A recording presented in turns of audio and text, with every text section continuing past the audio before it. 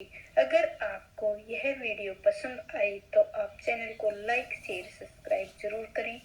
राधा स्वामी जी राधा स्वामी जी। धून में अब सूरतें लगाऊं,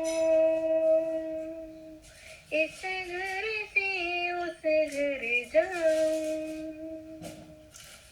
गुरु अर्जुन देव जी मनुष्य जन्म का महत्व बताते हुए कहते हैं कि हमें इस जन्म का लाभ उठाना चाहिए। कई जन्म भय कीट पतंगा, कई जन्म में गज मीन कुरंगा, कई जन्म में पंखी सरपे ओहियो, कई जन्म में हेवर ब्रख जोहियो। मिलू जगदीश मिलन की बरिया, चीर काल इह दे संजरिया। कि कई जन्म तुमने कीड़ों और पतंगों में पाए, कई जन्मों में तुमने हाथी मछली हिरन बने, कई जन्मों में पक्षी सर्प और कई जन्म घोड़े बैलों में पाए। अब तुम्हें प्रभु से मिलाप का अवसर मिला है। बहुत लंबे समय के बाद यह मनुष्य जन्म प्राप्त हुआ है। प्रभु का मिलाप प्राप्त करके इस मौके का फायदा उठाओ। कबीर साहिब भी मनुष्य चोले की महत्व बताते हुए वर्णन करते हैं। मनुष्य जन्म ही परमात्मा से मिलाप प्राप्त करने का अवसर है। कबीर मानस से जन्मु दुर्लभ है, हुई न बोरो बार, जिहु बन फल पाके, बिहु गृही बहुर न लागरी डार। तो मनुष्य जन्म हमें केवल परमात्मा की प्राप्ति के लिए मिला है। यही एक ऐसा दरवाजा है जो प्रभु ने इस जड़ संसार के विशाल जेल खाने से बाहर निकालने के लिए बनाया है। पर हम सांसारिक कार्य तथा विषय भागों में इतने फंस जाते हैं कि इस देह में आने की असली उद्देश्य को पूरी तरह से भूल जाते हैं। हम छाया की पीछे भागते हैं और सार वस्तु को खोजते बैठते हैं। संतों महात्माओं ने इस मनुष्य जन्म की तुलना सीढ़ी को सबसे ऊपर की पौड़ी से की है। अगर हम कोशिश करेंगे तो स्थायी शांति और आनंद की छत तक पहुंचने में सफल हो जाएंगे।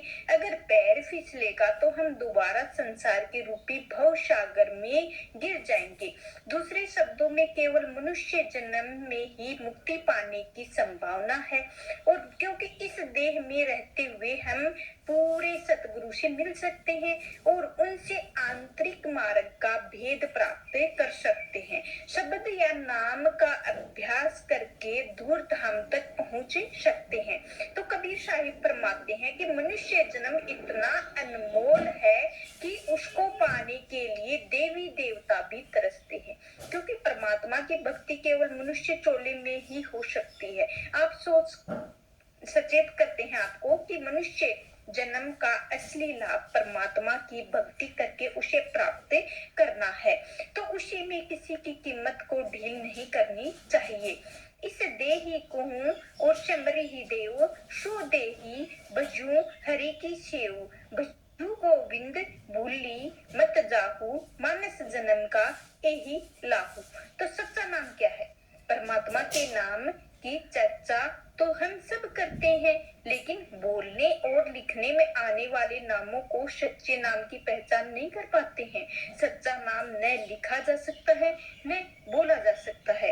राम रहीम अल्लाह वाहे गुरु, राधा स्वामी जो हुआ खुदा आदि नाम बोले जा सकते हैं, लिखे जा सकते हैं। इसके समय तथा इतिहास का पता लगाया जा सकता है, पर जिस नाम का संत महात्मा संकेत करते हैं उसका कोई समय निश्चित नहीं है। वह अनादि है, वह सृष्टि की रचना से पहले भी था।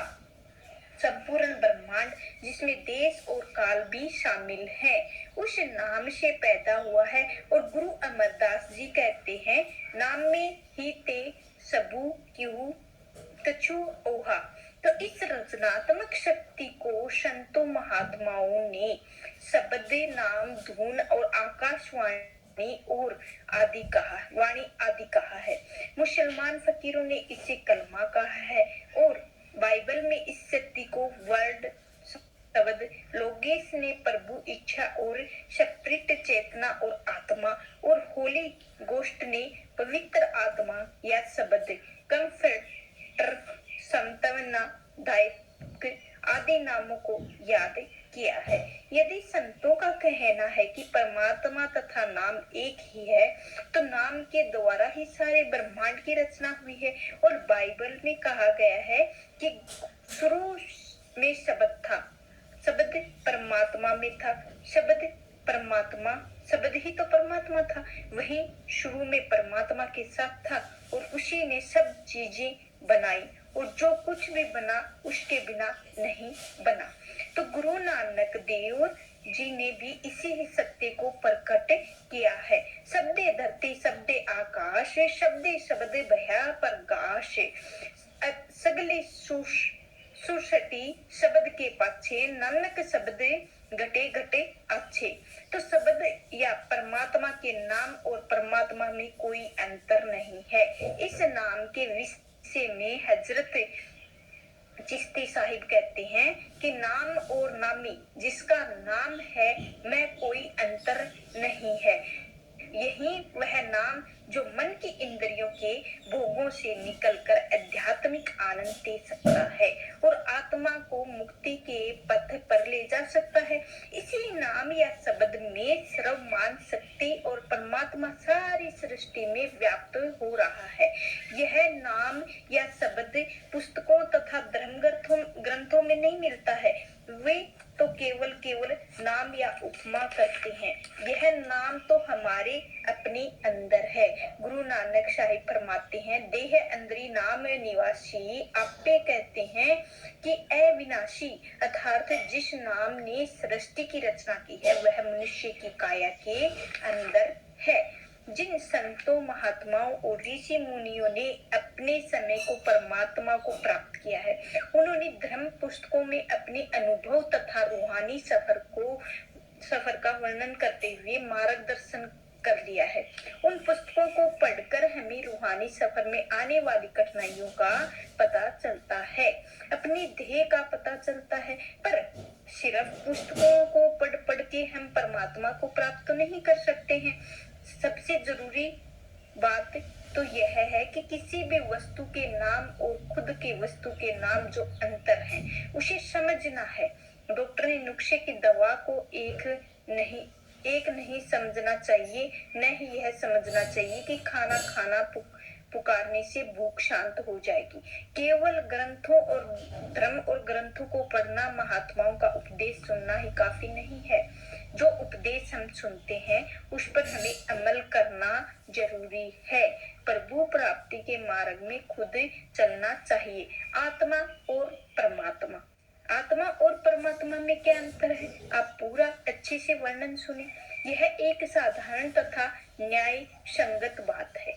अगर परमात्मा एक है और हम सबके अंदर है तो उसको अपने अंदर ही ढूंढना है।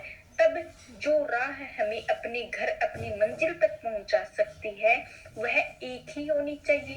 यह सोचना एक असंभव है कि ईसाइयों का परमात्मा के पास पहुंचने का अलग रास्ता है, हिंदुओं, सिख, मुसलमानों का अलग रास्ता है। हमारे समझने और समझाने में अंतर हो सकता है, लेकिन परमात्मा तक पहुंचने के लिए दो रास्ते नहीं हो सकते हैं। अगर हम परमात्मा की खोज अंदर करेंगे तो हम एक ही रास्ता मिलेगा, शब्द और प्रकाश का रास्ता। अगर हम उसे बाहर ढूंढेंगे तो पाएंगे कि हर व्यक्ति का रास्ता अलग है। यह रास्ता शायद हमें कहीं भी नहीं पहुंचाएगा। पर आत्मा परमात्मा का अंश है और उस सतनाम रूपी समुद्र की एक बूंद है और सृष्टि के शुरू में यह अपने स्रोत से बिछुड़कर इस दुख और कष्ट के संसार में आ गई है। अपनी असलियत को बुलाकर आत्मा ने मन को छोड़ने से पहले और दूसरे शरीर का ढांचा हमारे लिए तैयार रहता है। एक जंजीर से छूटते ही दूसरी को अधिक मजबूत जंजीर में बांध लिया जाता है। मौत के अदर से दूत निरंतर हमारा पीछा करते रहते हैं। हमें किन किन मुसीबतों का मुकाबला नहीं करना पड़ता पड़ता है, किन किन तेज धाराओं और भंवर चक्रों का सामना नहीं करना पड़ता है, कैसी कैसी विकट लहरों के थपड़े नहीं सहने पड़ते हैं, कैसी कैसी तूफान वांडमरों के टक्कर नहीं लेनी पड़ती है। हमारे हर अगले जन्म के बंधन और पिछले जन्म के बंधन कहीं ज्यादा मजबूत होते हैं। जिंदगी में इस ड्रामे और असलियत का तब पता चलता है जब हमारी मोह निंद्रा खुलती है, जब मृत्यु आकर सामने खड़ी हो जाती है, जब मौत निकट आती है तो इस संसार में हर चीज, मित्र संबंधी, धन संपत्ति, मान बढ़ाई, जाति पाति आदि पीछे रह जाती हैं। तब हमें होश आता है कि हमारा अमूल्य समय भ्रमों में खो दिया है और उन चीजों में अपना बनाने में खो गया है, कभी भी अपनी नहीं बन सकी हैं। फिर भी हम इसी माया जाल में असलियत मानने के लिए तुले बैठे हैं। हम सदा दुखी और खिन्न रहते हैं क्योंकि परमात्मा से बिछुड़ी हमारी आत्मा वापस अपने मूल स्रोत के सामने सदा बेचैन रहती है।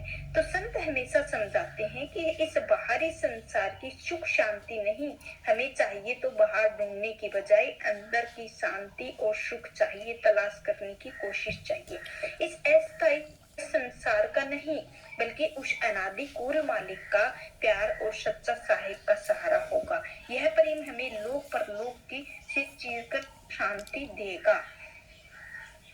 तो आज का सत्संग इधर ही समाप्त होता है और आपको कितना अच्छा लगा कमेंट में जरूर बताएं। चैनल को लाइक से सब्सक्राइब जरूर करें। आपके चैनल पर आपका हर टाइम आपका स्वागत है। राधा स्वामी जी।